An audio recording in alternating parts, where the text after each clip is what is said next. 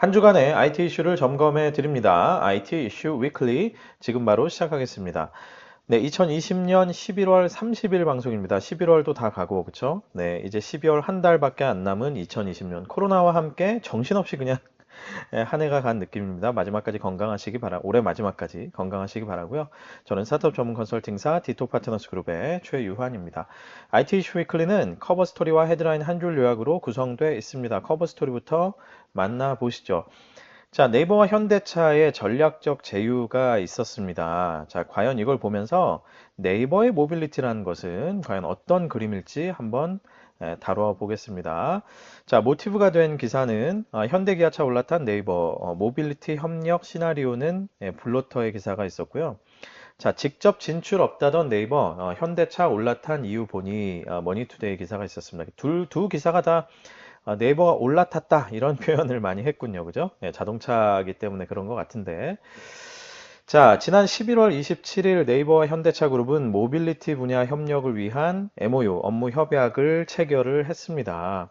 자, 아직은 MOU 수준이고 사실 구체적으로 논의된 바는 없지만 네이버가 밝힌 협력의 사례, 얘는 이런 것 같습니다.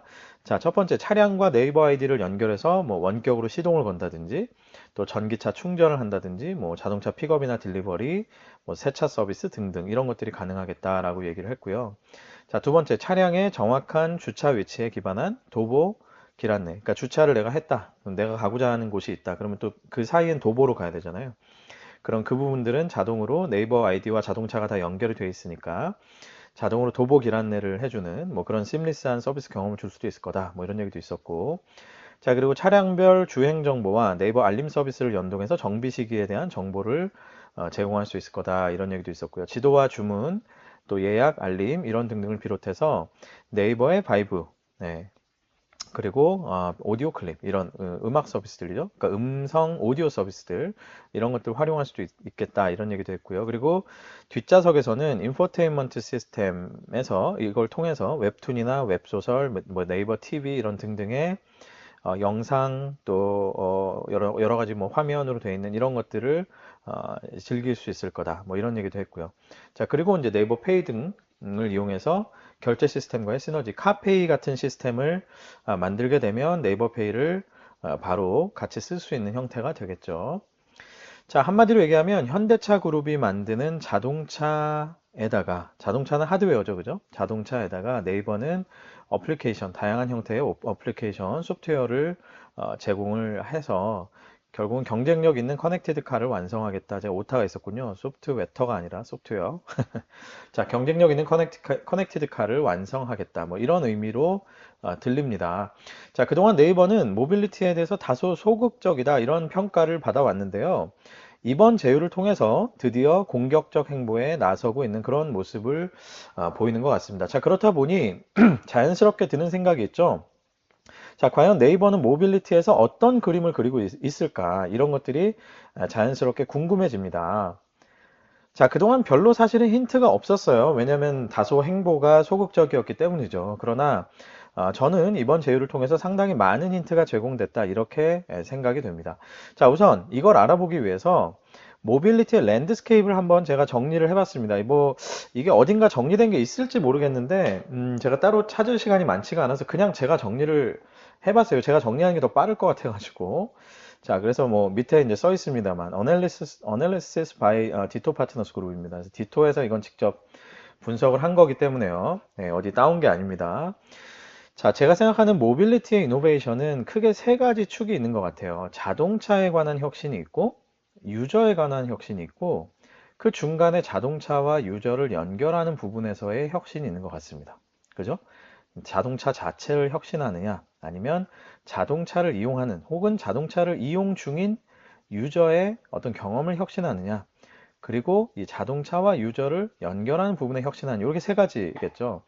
자동차 부분의 혁신은 어떻습니까? 자율주행차라든지, 그리고 나르는 자동차, 플라잉카. 네. 자, 이런 부분들이 이 부분에 해당이 될 것이고요. 뭐 테슬라라든지 뭐 미국에서도 보면 빅테크들이 많이 이런 부분에 지금 하고 있죠. 네이버에서도 자율주행차를 만들고 있고 구글도 만들고 있고 또 얼마 전에 SKT는 우버와 협력을 해서 뭐 플라잉카를 만들겠다 이런 얘기도 했었고요. 뭐 현대자동차도 뭐 플라잉카 얘기, 뭐 자율주행차 얘기 계속 있죠. 그러니까 주로 카메이커가 많은 부분에서 주도를 하지만 또 그 외에 빅테크 기업들도 꽤 뛰어들고 있는 어떻게 보면 굉장히 기술 오리엔티드된 그런 영역이라고 볼 수 있겠습니다. 자, 두 번째. 자동차와 유저를 연결하는 부분은 어떨까요? 차량 공유라든지, 뭐 택시 호출, 뭐 대리기사, 뭐 이런 등등이 여기에 해당되는 거겠죠.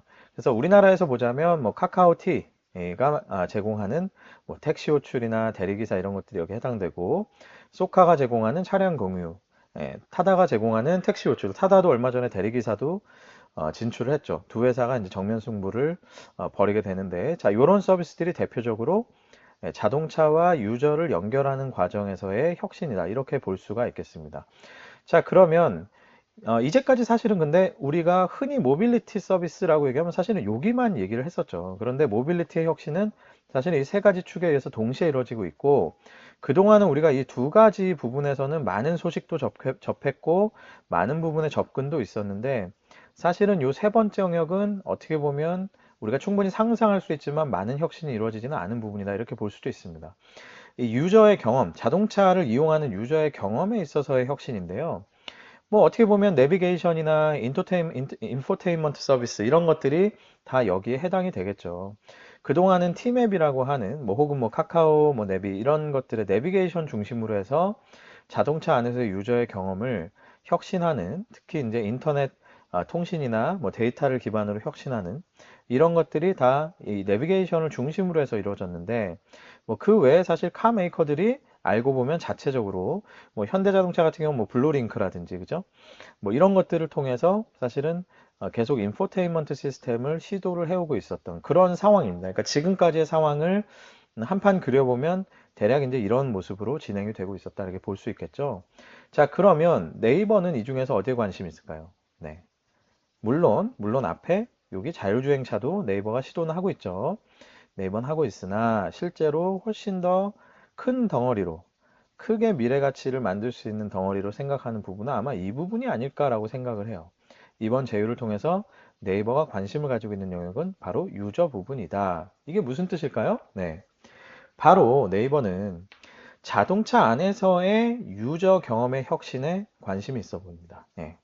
자동차를 이용하는 자동차 안에 있는 그 동안에 유저의 경험에 있어서의 혁신에 관심이 있어 보인다. 이런 것이죠. 자, 즉 네이버는 자동차의 혁신이, 그러니까 여기서의 자동차라는 것은 하드웨어적인 자동차입니다. 자동차의 혁신이 거듭될수록 자동차 안에서의 경험이, 자동차 안에서의 경험이 매우 중요해질 거다. 이렇게 생각을 했을 것 같고요. 그걸 잡기 위해서 1위 사업자인 현대자동차 그룹과 손을 잡은 것 같다. 이런 것이 이제 제 생각인 것이죠. 자, 그렇다면 네이버의 어떤 서비스들이 이런 유저의 경험의 혁신, 모빌리티 혁신에 적용이 될 수 있을까요? 이것도 되게 재밌는 얘기잖아요. 그죠? 어떤 것들이 과연 모빌리티 혁신에 적용이 될까? 정답은 바로 네, 모든 서비스입니다. 네이버가 가지고 있는 모든 서비스. 그렇기 때문에 이번 제휴가 그리고 네이버가 관심을 갖고 있는 유저의 혁신이라고 하는 이 영역이 그렇기 때문에 굉장히 강력한 겁니다. 모든 서비스를 다 적용할 수 있기 때문이죠. 자, 특히 자율주행차가 생겨나서 어떤 운전자의 시선, 그리고 양손, 두 손이 자유롭게 된다라고 하면 결국은 네이버의 모든 서비스가 자동차 안에서 아주 잘 그쵸? 활용될 수 있을 겁니다. 그렇죠? 지금 현재 그냥 그 모습 그대로도 굉장히 잘 활용이 될 수 있을 거예요. 그런데 거기에 더해서 이동하고 있는 환경이라는 것의 특수성, 그래서 뭐 길찾기, 내비게이션뿐만 아니라 도보 길찾기, 뭐 맛집 찾기 이런 등등, 그리고 또 자동차를 끌고 있다라는 면에서 자동차 운행, 관리의 니즈, 뭐 정비 알림이라든지, 또 자동차 용품에 대한 추천, 뭐 이런 것들, 커머스 기능, 이런 것들까지 붙게 된다라고 하면은, 자, 결국 어떻습니까? 네이버 인카, 제가 그냥 이거 이름을 정한 거예요. 네이버 인카라는 그런 어떤 서비스가 독특한 서비스가 새롭게 탄생할 수도 있겠다라는 생각이 듭니다. 물론 이게 별도의 서비스가 아니라 어떻게 보면 자동차 안의 환경에서의 네이버가 조금 더 자동차 환경에 커스터마이즈된 어떤 형태로 우리에게 다가온다라고 하면 결국은 네이버 인카라는 모습으로 새롭게 다가올 수 있겠다 이런 생각이 드는 것이죠. 자, 모빌리티는 그동안 직접 할 생각이 없다 이렇게 밝혔었어요. 네이버가. 모빌리티 뭐 배달 이런 거는 뭐 우리가 직접 할 생각은 없습니다라고 얘기했는데 사실 여기에 그때 지금까지 얘기한 이 모빌리티는 어떻습니까? 아까 제가 말씀드린 유저와 카를 연결하는 그런 부분이었던 것 같아요. 되게 협의의 모빌리티였던 것 같고요. 자, 그래서 그동안 사실은 시장에서는 네이버와 모빌리티는 뭐 왠지 뭔가 좀 무관해 보였는데 근데 어떻습니까? 제가 지금 쭉 분석해드린 이런 내용들을 보면 이제는 좀 다르게 보이시죠, 그죠? 예전에 제가 테슬라가 왜 한국에서 통신 사업자가 되었나 이런 얘기를 다루면서 커넥티드 카의 의미가 무엇인지, 즉 자동차가 이제는 굉장히 중요한 하나의 플랫폼이 될 거다 이런 말씀을 드렸었는데요. 제가 여기 위에 링크를 띄워 드릴게요. 한번 링크를 보시면 좋겠습니다. 자, 그래서 이런 얘기를 드렸었는데 이번에 이 네이버와 현대차 그룹의 제휴를 통해서 이 자동차가 플랫폼이 되는 세상이 한 걸음 더 가까이 온 것 같습니다. 뭐 이제 MOU를 사실은 맺은 단계니까 뭐 사실은 이제 뭐 제가 어떻게 보면 좀 더 희망적으로 그림을 그렸을 수도 있습니다. 그죠? 앞으로 과연 어떤 그림을 양사가 잘 그려갈지 그리고 실무적으로 잘 협력이 될지 이런 것도 관건이죠. 사실은 늘 그렇듯이 일이라는 거는 뭐 그림도 중요하지만 실제 실행 단계에서 얼마나 협력이 되느냐가 중요하기 때문에 그래서 계속해서 저와 함께 지켜보실 만한 아주 재밌는 이슈인 것 같습니다. 자, 지금까지 커버 스토리였습니다. ITC 위클리와 함께하고 계십니다. 헤드라인 한 줄 요약으로 넘어가 보겠습니다. 자, 첫 번째 네이버가 할인마트면 카카오는 명품 백화점 한국경제 기사가 있었는데요.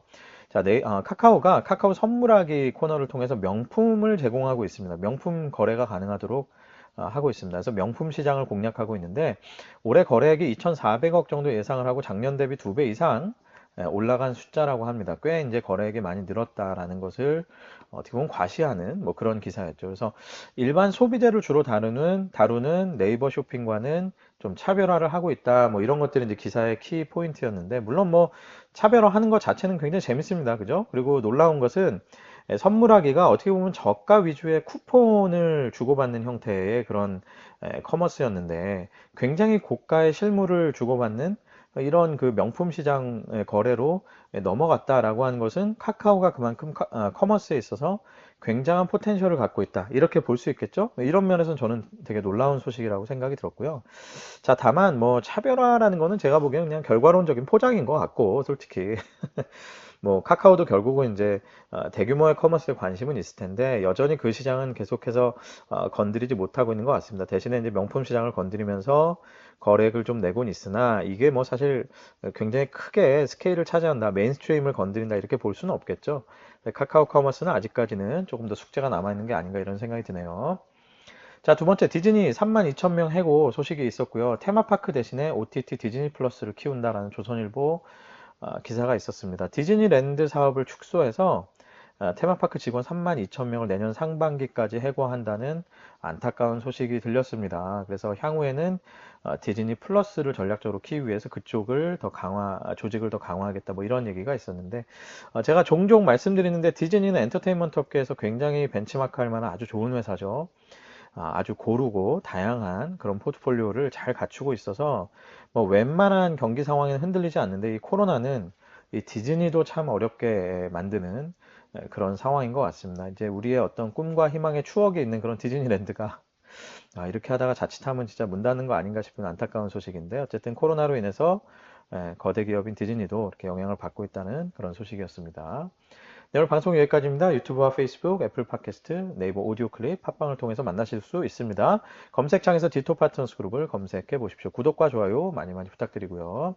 자, 한 주간 건강하시고요. 11월 마무리 잘 하시고 또 12월 뭐 모임은 많이 축소됐지만 그래도 좀 연말에 그런 어떤 즐거운 느낌 뭐 이런 것들 따뜻한 느낌 이런 것들 잊지 마시고 건강 잘 챙기시면서 연말 보내시기 바랍니다. 저는 다음 주에 다시 찾아뵙도록 하겠습니다. 여러분 감사합니다.